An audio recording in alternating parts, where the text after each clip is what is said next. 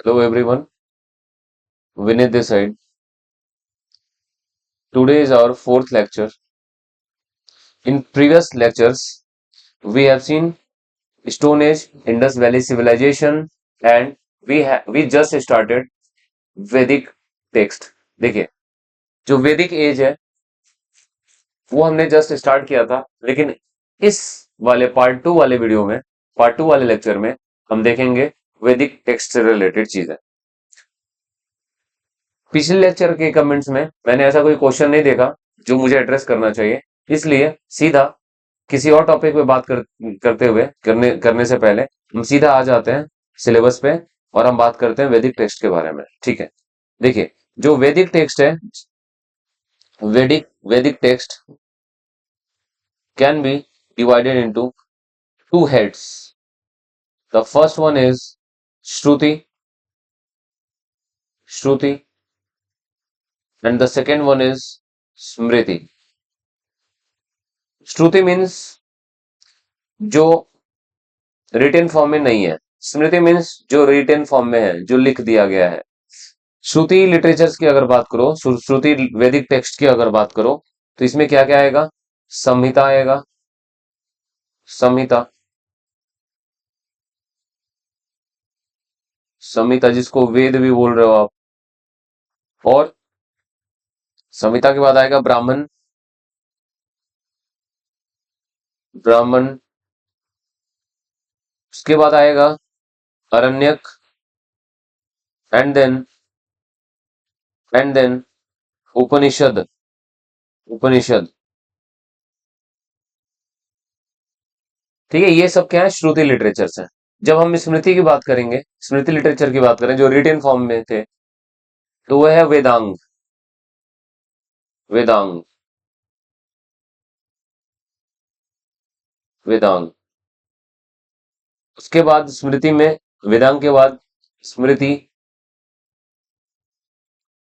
After that epics. Epics में दो हैं, एक रामायण एंड एक महाभारत। ठीक है, Mahabharata. And the last one in Smriti is Purana. इन चीजों को हम एक एक करके देखेंगे। देखिए, जो वैदिक लिटरेचर में अगर आप देखोगे तो संहिता, संहिता जो है ना, इन कंबाइन संहिता किसको इसको बोलते हैं? वेद जो चार वेद है उसको, और ब्राह्मण लिटरेचर्स को। लेकिन सबसे पहले ब्राह्मण लिटरेचर क्या है, एक बात आप देखो, ब्राह्मण लिटरेचर क्या है? Summary of Veda, summary of Veda is called Brahmanas, है ना। ब्राह्मण लिटरेचर समरी ऑफ वेदास है। ठीक है, अब देखिए ब्राह्मण लिटरेचर इज समरी ऑफ वेदा। ठीक है, अपौरुषेय का क्या मतलब है? अपौरुषेय, देखिए मैं आपको चीज है ना ऐसी याद कराऊंगा अगर आप थोड़ा सा ध्यान दोगे। देखिए, अ का मतलब है हिंदी में अगर बोला जाए तो विदाउट, है ना। अपौरुषेय, अ विदाउट, पौरुष मतलब विदाउट मैन। इसका मतलब क्या हो गया? जो चीज इंसानों ने नहीं बनाई है, that not to be, that that ठीक है, that not to be made by man, जो इंसानों ने नहीं बनाया, है ना। तो किसने बनाया भाई? This is God gifted. That is why, that is why this is in Shruti form, Shruti literature.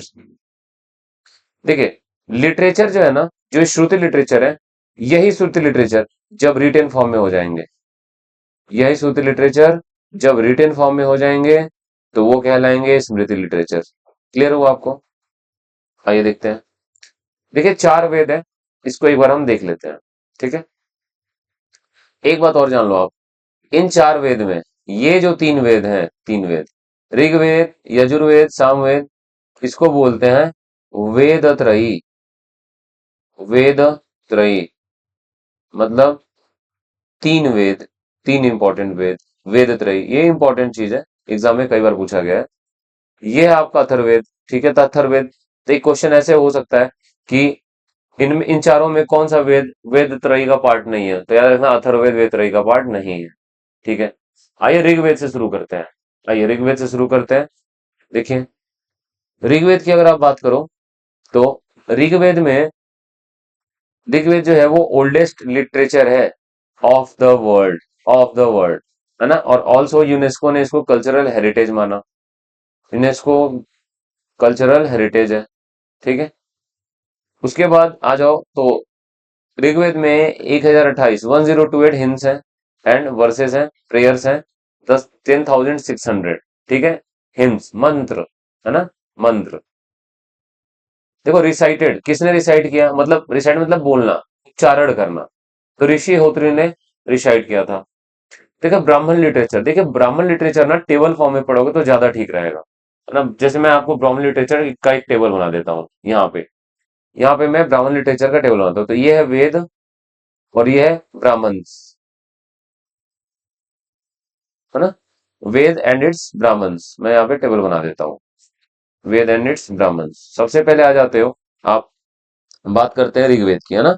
Rigveda के क्या क्या ब्राह्मण लिटरेचर है, क्या क्या ब्राह्मण टेक्स्ट है ना। ऋग्वेद, ऋग्वेद के क्या क्या ब्राह्मण टेक्स्ट है भाई? ए के तो A for Aitareya, Aitareya, and के फॉर कौशितिकी, कौशितिकी। ठीक है। ओके। उसके बाद से आ जाओ सामवेद, सामवेद, है ना। सामवेद में अगर बात करोगे आप, छंदोग्य एंड जैमिनीय, छंदोग्य, छंदोग्य एंड जैमिनी, जैमिनी।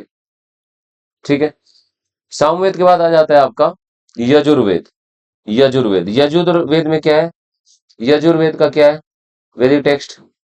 यजुर्वेद का वैदिक टेक्स्ट क्या है? शतपथ, शतपथ। तो याद रखना, अगर एग्जाम के लिए एक इंपॉर्टेंट पॉइंट बताओ, अगर एग्जाम में ऐसा कुछ क्वेश्चन आता है कि ओल्डेस्ट एंड एंड लार्जेस्ट ब्राह्मण, ओल्डेस्ट एंड लार्जेस्ट ब्राह्मण कौन सा है बताओ? तो ये क्या होगा? शतपथ होगा। ये इंपॉर्टेंट है, ध्यान रखना कि ओल्डेस्ट एंड लार्जेस्ट ब्राह्मण कौन सा है? शतपथ। अब लास्ट में आ जाता है आपका अथर्ववेद, अथर्ववेद, अथर्ववेद। अथर्ववेद का जो ब्राह्मण टेक्स्ट है वो है गोपथ, गोपथ। ठीक है। तो ये टेबल इंपॉर्टेंट है, ये टेबल इंपॉर्टेंट है। देखिए यहाँ पे आप देख पा रहे हो कि ब्राह्मण लिटरेचर हमने देख लिया, ऐतरेय एंड कौशिकी। देखिए ऋग्वेद है 10 पार्ट्स। पहली बात तो ऋग्वेद के जो चैप्टर्स है ना, चैप्टर्स, चैप्टर्स वो 10 चैप्टर्स में डिवाइडेड है। और ऋग्वेद में चैप्टर्स को बोल रहे हैं क्या, क्या बोल रहे हैं, क्या बोल रहे हैं? मंडल्स। कितने मंडल्स हुए? 10 मंडल्स हुए। ठीक है, 10 मंडल्स हुए। कुछ इंपॉर्टेंट मंडल्स हैं जो हम एक बार देख लेते हैं। देखिए अगर हम मंडल्स की बात करेंगे, अगर हम मंडल्स की बात करेंगे तो मंडल्स में आप यहाँ पे देख पा रहे हो Mandala 2 to 7 are oldest, Mandala 2 to 7 और ओल्डेस्ट। ठीक है। अब देखिए 2 से लेके 7 तक ओल्डेस्ट मंडल है, मतलब चैप्टर्स हैं। ओके। आइए देखते हैं। उसके बाद से जब आप देखोगे, उसके बाद से जब आप देखोगे, ठीक है, मंडल 3 क्या के बोल रहा है? मंडल 3 मेंशन्ड अबाउट गायत्री मंत्र, गायत्री मंत्र। ठीक है। मंडल 3 में है गायत्री मंत्र। और worship of Lord Sun, that is Savitri, power of, है ना, सन।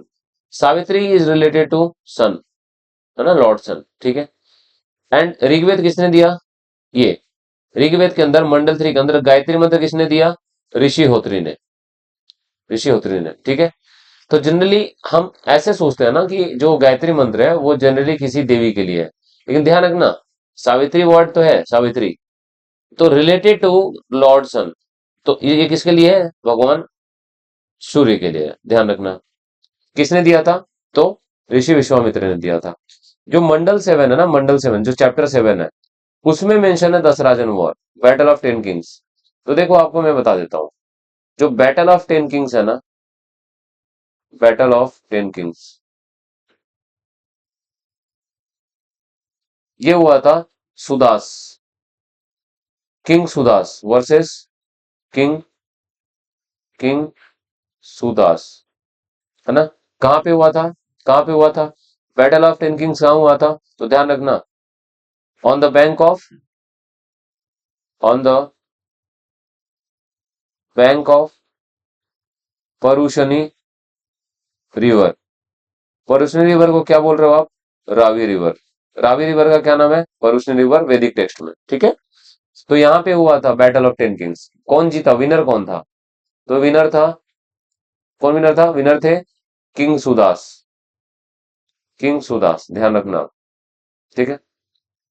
अब देखिए मंडल लाइन में क्या जिक्र है? Dedicated to god Som, Som god of vegetation, god of vegetation, ठीक है। Worship in the form of hemp plant, hemp plant के फॉर्म में हम god of vegetation that is god Som की पूजा करते हैं, ठीक है। अब देखो आप, अब जो मंडल वन है, आपको भी एक बार मंडल वन भी बता देता हूँ, मंडल वन में क्या है। देखिए जो मंडल वन है ना, उसमें गॉड्स के बारे में जिक्र है, ठीक है। जैसे जैसे अग्नि, इंद्र, अश्विन, ये मंडल वन में मेंशन है, ध्यान रखना, मंडल वन में मेंशन है, ठीक है। अब यहाँ आ जाओ मंडल टेन। जो मंडल टेन है, जो मंडल टेन है, ठीक है, इसको बोल रहे हैं पुरुष सुक्त मंडल। क्या बोल रहे हैं? पुरुष, ठीक है, सुक्त, पुरुष सुक्त मंडल बोल रहे हैं आप, ठीक है। देखो फोर वर्ण के बारे में, जो फोर वर्ण सिस्टम है उसके बारे में वेद के, ऋग्वेद के कौन से मंडल में मेंशन है, जिक्र है? तो मंडल टेन याद रखना, ठीक है। उस वक्त वर्ण जो है ना वो ऑक्युपेशनल है, ध्यान रखना, हेरिडेटरी नहीं है। ऐसा जरूरी नहीं है कि अगर कोई गोल्ड स्मिथ है, आयरन स्मिथ है, उसका बेटा आयरन स्मिथ ही बनेगा ना, ये ऑक्युपेशनल है। अगर आयरन स्मिथ का बेटा अगर वॉर में लड़ने लग गया तो ध्यान रखना वो राजपूत बनेगा, है ना। तो ये हेरिडेटरी नहीं है, ये क्या है, क्या है ये आपका ऑक्युपेशनल है। अब ये तो हम जानते हैं, ब्राह्मण कौन? Priest and teacher. क्षत्रिय कौन? जो वॉर में है, जो मिलिट्री में है, ठीक है, जो एडमिनिस्ट्रेशन देख रहे हैं। वैश्य कौन? Merchants, traders, farmers. शूद्र कौन? स्किल्ड वर्क फोर्स, ठीक है, ओके।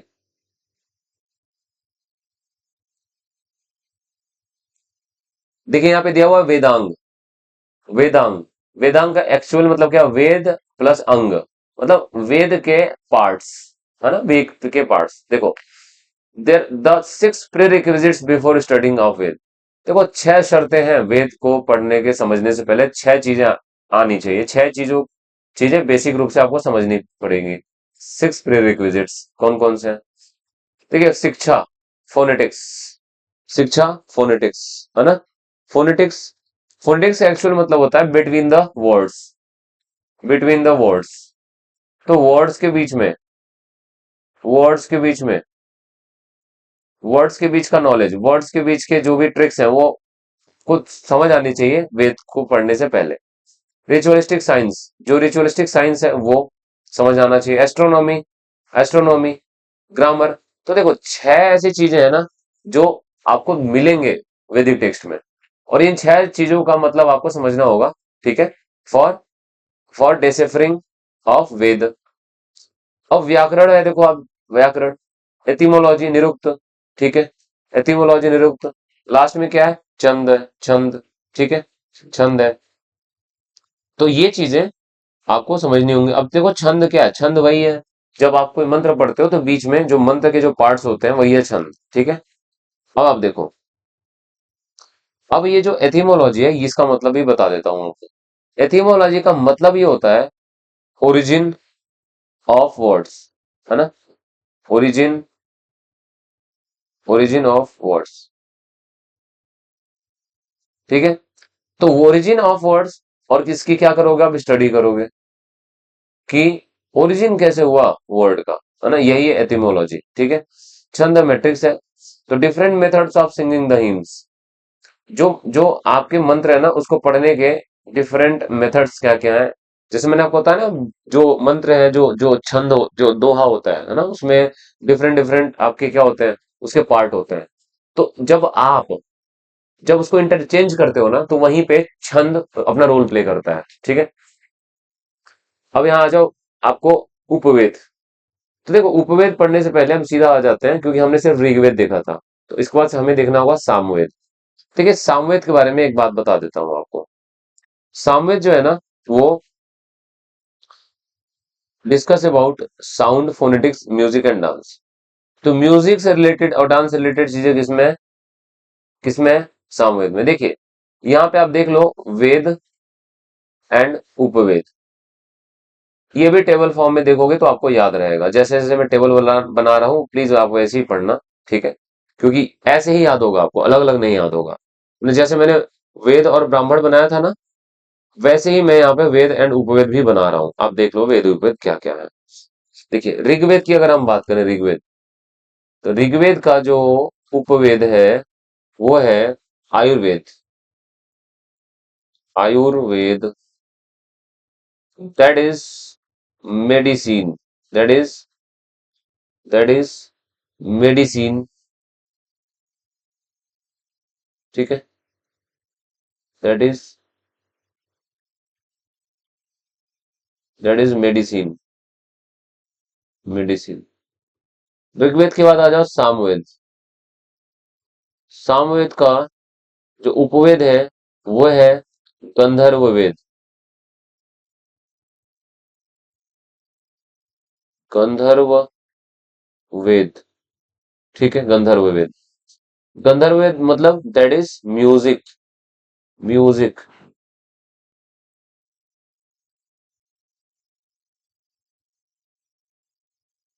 म्यूजिक, गंधर्व वेद क्या है, म्यूजिक है। यहाँ पे दिया हुआ म्यूजिक देखो आप, यहाँ पे ये म्यूजिक। उसके बाद से आ जाओ, सामवेद के बाद आ जाओ आप यजुर्वेद। तो यजुर्वेद जो है, इसका जो उपवेद है वो क्या है, धनुर्वेद। धनुर्वेद, धनुर्वेद, धनुर्वेद मतलब that is, Dhanurveda that is archery, archery. ठीक है, उसके बाद से अथर्ववेद का, अथर्ववेद का जो उपवेद होगा वो होगा शिल्पवेद, शिल्पवेद। ये जो शिल्पवेद है इसका क्या मतलब हुआ, तो हम बोलेंगे science of, science of craft, science of craft. ठीक है, या वेल्थ, वेल्थ। ठीक है, अब जब क्राफ्ट्स की बात कर रहे हो तो क्राफ्ट से रिलेटेड कौन है, गॉड विश्वकर्मा। ठीक है, विश्वकर्मा। ठीक है, ये हो गया वेद और उपवेद। अब आ जाओ देखते हैं सामवेद के अगले points. It is the source of, it is the source of Indian classical music and dance. Recited, recited बोलते उच्चारित, उच्चारण किसने किया था, ऋषि उद्गात्री। ब्राह्मण लिटरेचर हमने देख लिया था, टांड्यम एंड जैन, ये है देखो जैमिनीय है ना, जैमिनीय बोलेंगे इसको, जैमिनीय। ठीक है, जैमिनीय। क्लियर हो रहा है। अब देखो यहाँ पे यजुर्वेद की अगर आप बात करो, यजुर्वेद में हम देखेंगे यहाँ पे, यजुर्वेद में, तो देखो यजुर्वेद में जो का उपवेद है वो है यज्ञ, यज्ञ, sacrifice, finance, discipline and moral conduct. ठीक है, अब देखो ये क्या है, इंफॉर्मेशन और डेली रिचुअल्स। तो यहाँ पे आप सेक्रीफाइस एंड रिचुअल्स बोल सकते हो यजुर्वेद में। ठीक है, सेक्रीफाइस एंड रिचुअल ऑल्सो। ठीक है, ये आप बोल सकते हो। ठीक, अब देखो इंफॉर्मेशन अबाउट मिलिट्री, एक सिंपल सा क्वेश्चन आ जाता है एग्जाम में। जैसे मान लो यही क्वेश्चन इमेजिन करो आ जाए कि मिलिट्री का इंफॉर्मेशन कौन से वेद में मिलता है, तो आंसर क्या होगा, यजुर्वेद। रिसाइटेड बाई ऋषि अदवरियो, किसने रिसाइट किया, ऋषि अदरवयु, अदरवयु ने। ठीक है, अदवरियो ने। ब्राह्मण लिटरेचर क्या है, तैत्तिरीय एंड सतपथ। देखो यहाँ पे देखो आप, यहाँ पे तैत्तिरीय एंड सतपथ, हमने लिखा था तैत्तिरीय एंड सतपथ। ठीक है, इसके बाद से आ जाओ आप अथर्ववेद के बारे में देखते हैं। अथर्ववेद मैंने आपको बताया ना, it is not the part of Veda Trayi. तो वेद त्रयी कौन कौन से हैं? वेद त्रयी कौन कौन से हैं? अब बताओ, एक बार आप बताओ जरा। ऋग्वेद होगा, ऋग्वेद, सामवेद, एंड क्या होगा, क्या होगा, यजुर्वेद। ये वेद त्रयी के पार्ट है। ठीक है, तो कौन सा पार्ट नहीं होगा? अथर्ववेद पार्ट नहीं होगा। इसको कैसे याद किया जाए एग्जाम के लिए? तो ऐसे याद करो कि चार में से जो अर्थ की बात करता है, मीनिंग की बात करता है, हिंदी में अगर बोल रहे हो तो अर्थ, मीनिंग की बात करता है, मीनिंग। तो जहां पे अर्थ वर्ड आ गया, देखो भाई, आप ना इतनी सारी चीजें है ना, आपको याद ऐसे ही करना पड़ेगा, ट्रिक्स बना के, निमोनिक्स बना के। कभी भी चीजें ट्रिक्स एंड निमोनिक्स से ही याद करोगे। देखो निमोनिक्स ना यूपीएससी के एग्जाम में, खासकर स्टेट पीसीएस में, मतलब सिविल सर्विसेज वाले एग्जाम में, आपको आपको निमोनिक्स में चीजें याद करनी पड़ेगी। निमोनिक्स में याद करोगे बहुत आराम से याद होगा। ठीक है, खुद का निमोनिक्स खुद बनाना है, ऐसे दूसरे का निमोनिक्स चेपने की जरूरत नहीं है। अब यहाँ पे देखो आप, अथर्ववेद के अथर्व, अर्थ, कुछ अर्थ रिलेटेड कुछ प्रोनाउंसिएशन हो रहा है, अर्थ रिलेटेड प्रोनाउंसिएशन हो रहा है, तो मैं हमेशा याद रखूंगा कि जो अर्थ रिलेटेड प्रोनाउंसिएशन होगा वो वेद त्रयी में नहीं आएगा, इसीलिए अथर्ववेद वेद त्रयी में नहीं आ रहा है। ठीक है, अब देखो अथर्ववेद के बारे में क्या, आर्किटेक्चर है, स्कल्पचर है, मेडिसिन है ना, होम रेमेडीज है, ब्लैक मैजिक है। तो ब्लैक मैजिक भी एक तरीके से उपवेद है अथर्ववेद का। ब्राह्मण लिटरेचर क्या, गोपथ है, गोपथ, गोपथ इज ब्राह्मण लिटरेचर। ठीक है, चलो अब आगे आओ। अब हम यहाँ से देखते हैं, यहाँ पे हमने देख लिया, सब कुछ कवर कर लिया ना, हाँ सब कुछ कवर कर लिया।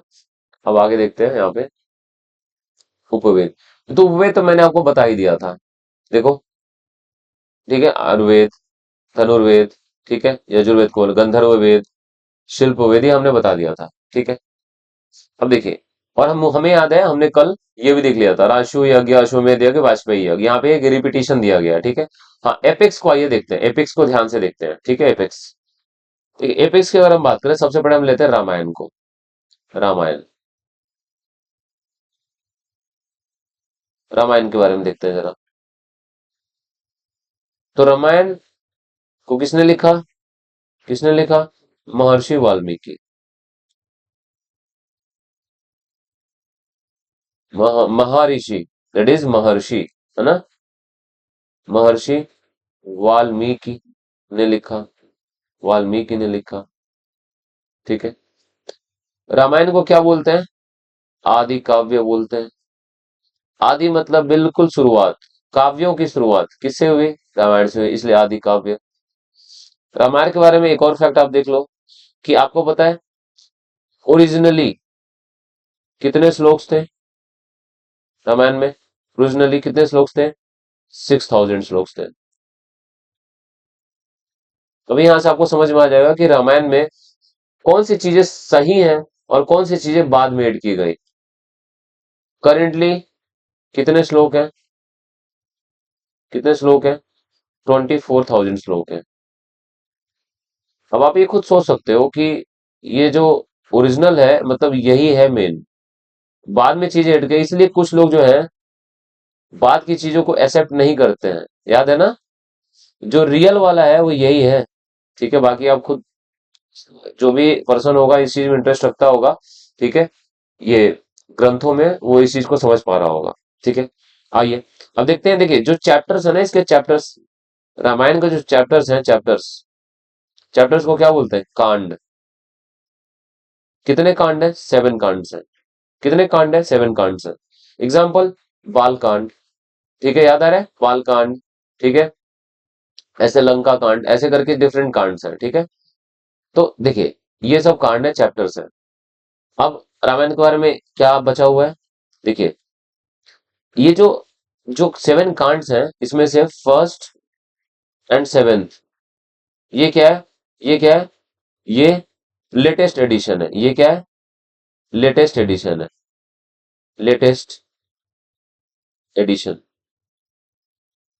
लेटेस्ट एडिशन है। ठीक है, अब उसके बाद से देख लो आप, इसके बाद से हमने लगभग सारी चीजें देख ली हैं, लेकिन जहां पे आदि आदि काव्य है, तो इसीलिए अब देखो ये एपिक है, हम एपिक पढ़ रहे हैं ना, एपिक। इसीलिए आदि काव्य है, तो इसीलिए क्या होगा, ये oldest epic of the world.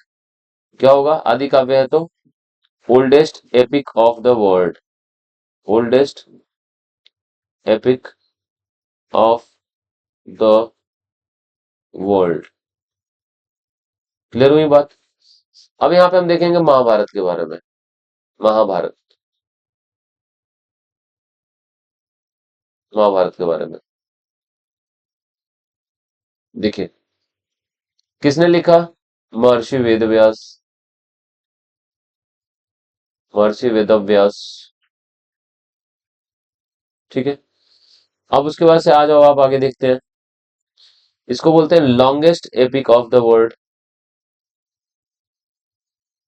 Longest epic of the world. देखिए महाभारत जो है ना, महाभारत में जो ओरिजिनल श्लोक थे, देखो अभी तो 1 लाख श्लोक है,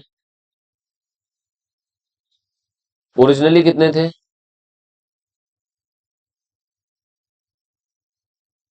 कितने श्लोक थे, 8800 श्लोक थे ओरिजिनली, 8800 श्लोक थे। देख रहे हो आप कितने एडिशन हुआ इसमें।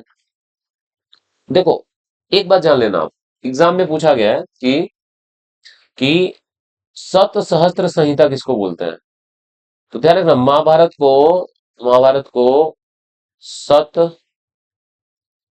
सहस्त्र संहिता भी बोलते हैं। किसको, महाभारत को।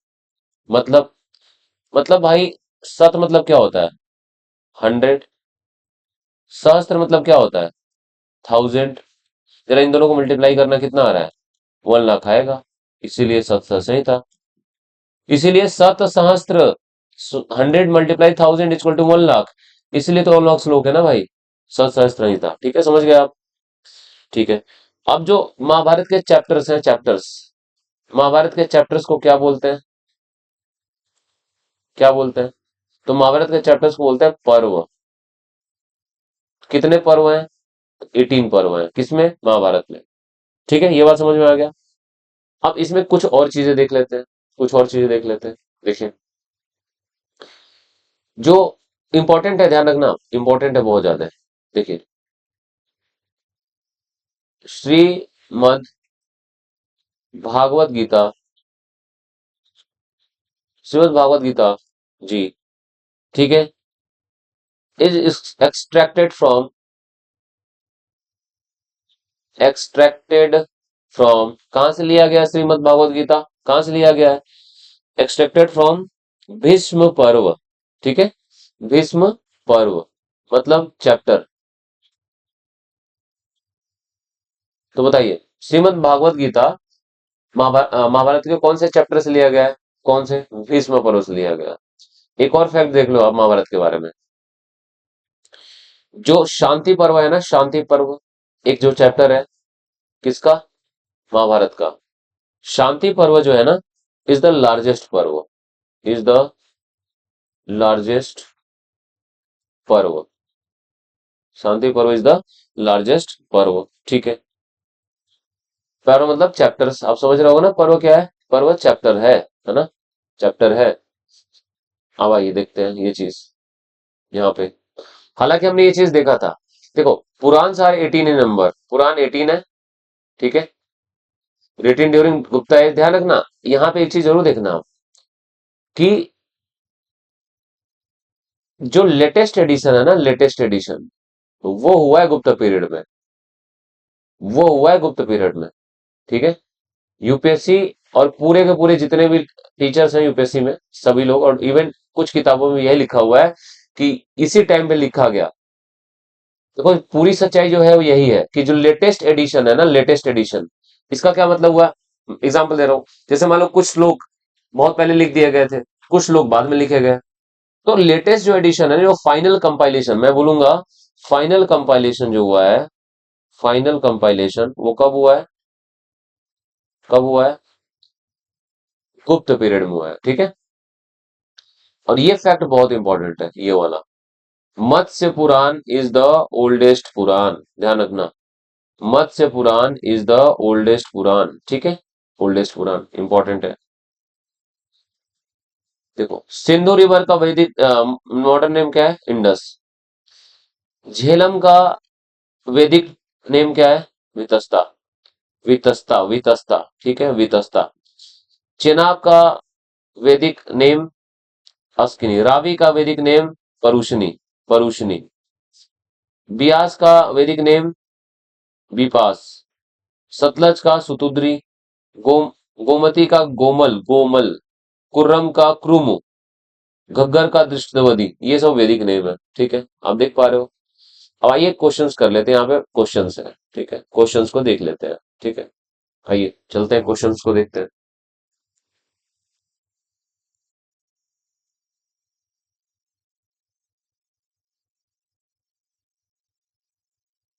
क्वेश्चन को देखते हैं। यहाँ पे अब देखो,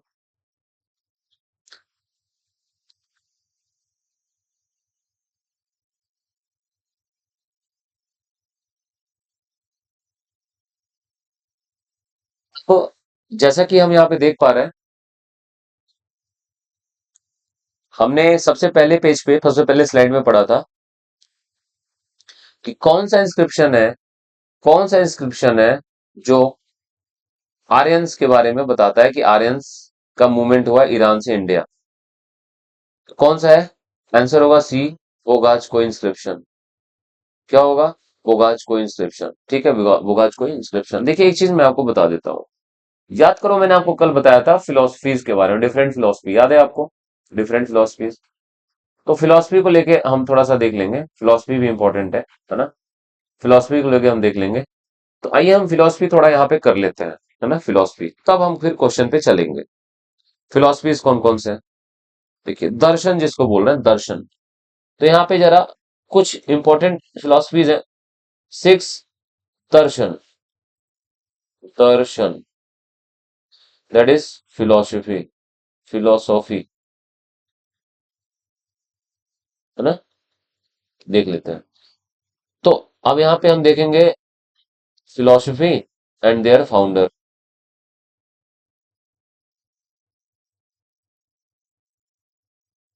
एंड फाउंडर, कौन फिलोसफी के कौन फाउंडर है, ठीक है।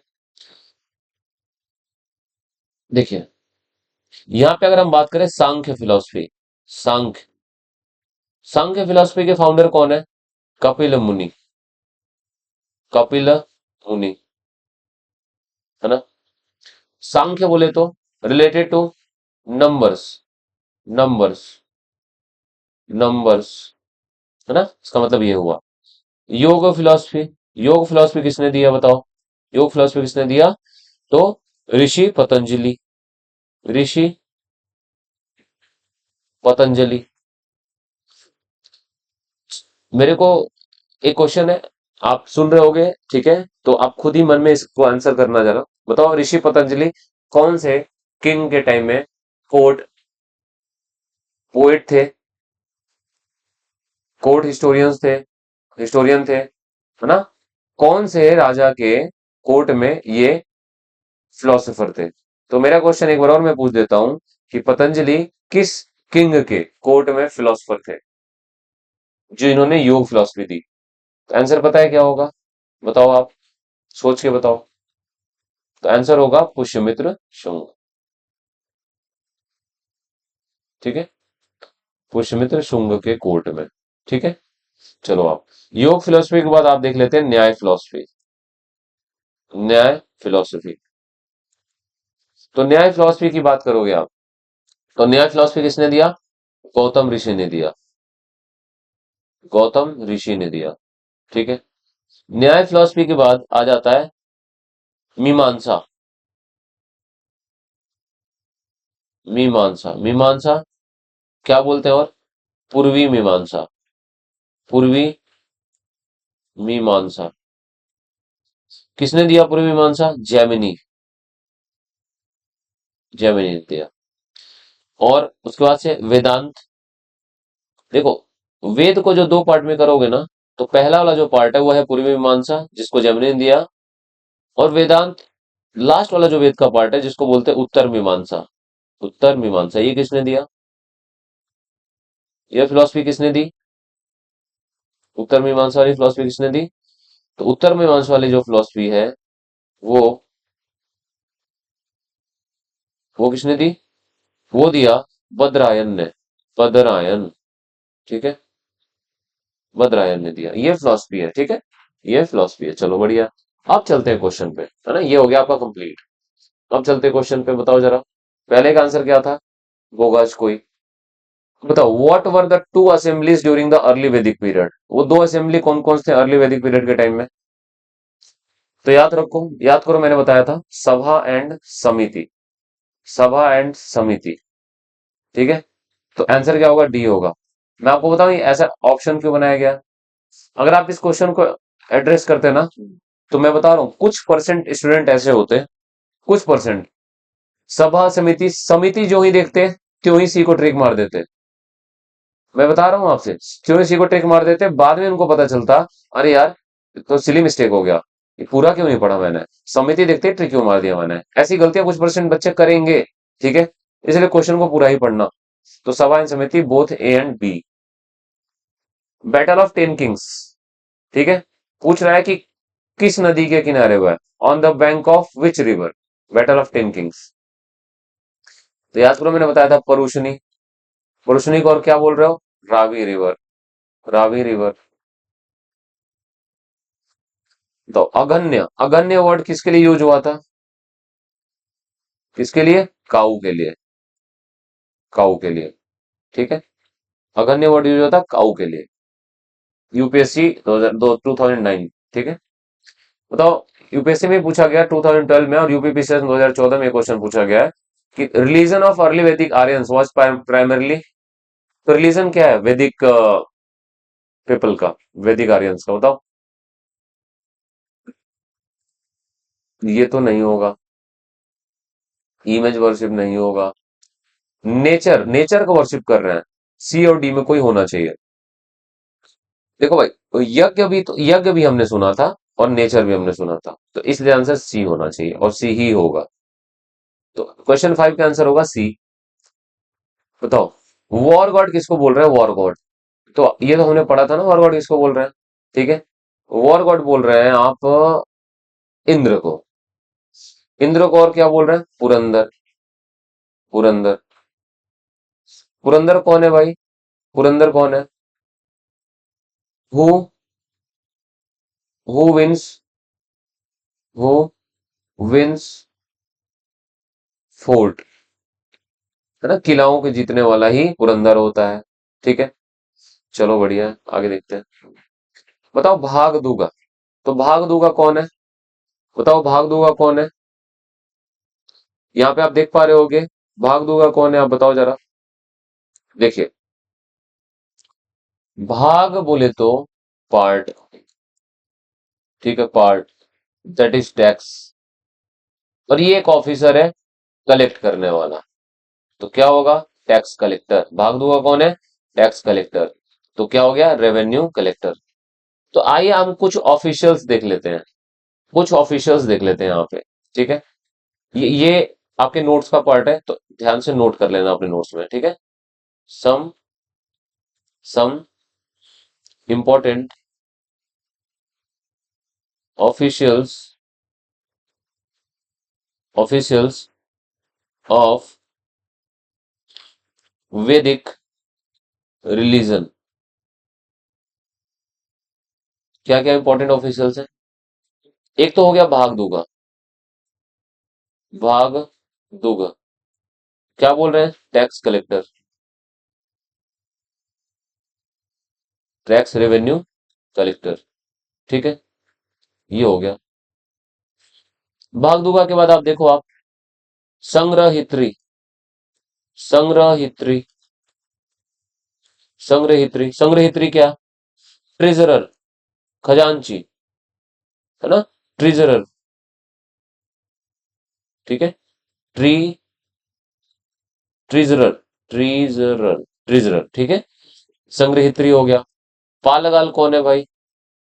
पालगाल, तो पालगाल होगा friend of king, friend of king,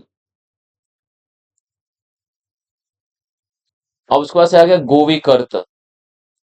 गोवी कर्त UPSC में ऐसे ऐसे टफ टफ है ना कीवर्ड्स पूछता रहता है, तो इसलिए इसका मतलब पता होना चाहिए। गोवी कर्त देखो क्या है। गोवी कर्त है head of forest. Head of forest. इतने के बाद आप प्रीवियस ईयर क्वेश्चन कर लेना। आप देखना, आप बहुत अच्छे पोजीशन में होंगे। ठीक है, और हमेशा मैंने बोला है कि कुछ भी हो जाए, जो बच्चा एनसीईआरटी पढ़ लेगा इसके साथ में, नोट्स के साथ में, नोट्स इसलिए कि अंडरस्टैंडिंग हो, एनसीईआरटी समझ में आए। ठीक है, नोट्स इसलिए, लेक्चर इसलिए कि आपकी अंडरस्टैंडिंग डेवलप हो, और एनसीईआरटी इसलिए कि जो भी फैक्ट्स बचे हो, जो भी फैक्ट्स, इंपॉर्टेंट फैक्ट्स, वो फैक्ट्स कवर हो जाए, इसलिए ध्यान रखना। तो ये गोभी कर्त हो गया। बाकी चीजें हमने देख ली थी। तो हम देख रहे थे यहाँ पे, बताओ ऋग्वेदिक में पाड़ीज, याद करो पाड़ी, मैंने बताया था पाड़ीज किसको बोलते हैं। पाड़ी किसको बोलते थे, व्यापारी को बोलते थे ना। किसको बोलते थे, ट्रेडर्स को बोलते थे, ट्रेडर्स और मर्चेंट्स। मर्चेंट्स किसको बोलते थे, ट्रेडर्स और मर्चेंट्स। ठीक है, अब इसको देखो जरा। Who among the following women's scholars were related to the Rigvedic period, बताओ जरा कौन कौन से हैं, कौन कौन से हैं बताओ जरा। विश्ववर, पाल, लोपमुद्र, घोष। ये चारों क्या है, ये चारों आंसर होगा, ऑल ऑफ द अबव, ये हमने पढ़ा था। आप एक बार देख लो, ये हमने पढ़ा था, यहाँ पे देखो आप, अर्ली वैदिक पीरियड में। देखो, अर्ली वैदिक पीरियड में some of the famous women scholars of the Rigvedic period वर विश्ववर, अपाल, लोपमुद्रा एंड घोष। देख रहे हो आप। अब इस वीडियो के एंड में मैं एक अनाउंसमेंट करूंगा, ठीक है, कि मैं ये जो लेक्चर आपको करा रहा हूं ना, ये बेसिक अंडरस्टैंडिंग के लिए करा रहा हूं, और इसके बाद फिर एनसीईआरटी को मैं कवर करूंगा। ये चीज मैं अभी आपको बताऊंगा एंड में। अभी कुछ देर में लेक्चर को हम एंड करेंगे, वहां पे मैं चीज बताऊंगा आपको। ठीक है, आइए देखिए जरा। तो हम थे यहाँ पे, है ना, ये चीज हमने देख लिया था, मर्चेंट्स। इसका आंसर था डी। अब इधर आ जाओ, ध्यान से बिल्कुल, आप वेद और उपवेद को करेक्ट मैचिंग करके दिखाओ। तो बताओ, आप 30 सेकंड टाइम दे रहा हूं, आप जरा करके एक ट्राई करके देखो जरा, क्या होगा ऋग्वेद का, क्या होगा बताओ। क्या म्यूजिकल होगा, क्या हिम्स एंड रिचुअल्स होगा, क्या चार्म्स होगा, या हिम्स एंड प्रेयर्स होगा। यजुर्वेद का क्या होगा, ऐसे ही देख के बताओ।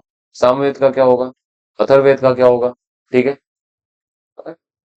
10 मोर सेकेंड। ठीक है, बताओ जरा, हो गया। चलो अब मैं बताता हूँ, देखिए ऋग्वेद याद करो आप। ऋग्वेद क्या था, ऋग्वेद हिम्स था। अब बताओ हिम्स एंड रिचुअल्स था या हिम्स एंड प्रेयर्स था, बताओ मेरे को। कुछ ऐसा था क्या। चलो ठीक है, अगर तुम्हें ये भी नहीं याद आ रहा तो कोई बात नहीं। सामवेद तो याद है, सामवेद तो म्यूजिक था, इसमें तो कोई डाउट नहीं होना चाहिए। सामवेद तो म्यूजिक था, ये तो क्लियर होगा। तो सी का तो 1 होगा, तो इसका मतलब सी का अगर 1 होगा तो बी एंड सी ऑप्शन तो नहीं होगा। ठीक है, बी एंड सी ऑप्शन काट दो जरा, नहीं होगा। ठीक है, ए एंड डी में होगा। तो जरा बताओ, सामवेद, यजुर्वेद क्या था, यजुर्वेद। देखो अथर्ववेद चार्म्स एंड स्पेल्स था, ये तो तुमने पढ़ा था, याद करो, याद करो आप। ठीक है, चार्म्स एंड स्पेल्स वर्ड पढ़ा था आपने। तो डी का 3 होगा, डी का 3 होगा, तो ए ऑप्शन होगा, ए ऑप्शन होगा। अब बचा क्या, यजुर्वेद, तो याद करो यजुर्वेद हिम्स एंड रिचुअल्स है, रिचुअल्स। ठीक है, तो ए ऑप्शन सही होगा इसका। ठीक है, अब इसके बाद से हम जो शुरू करेंगे ना, हम देखेंगे कि वैदिक पीरियड के बाद क्या ऐसा टाइम आया जहां पे, जहां पे हेटेरोडॉक्स रिलीजियस सेक्ट क्या हुए, इमर्ज हुए। जैसे बुद्धिज्म, जैनिज्म, आजीविक सेक्ट, और भी बहुत सारे सेक्ट।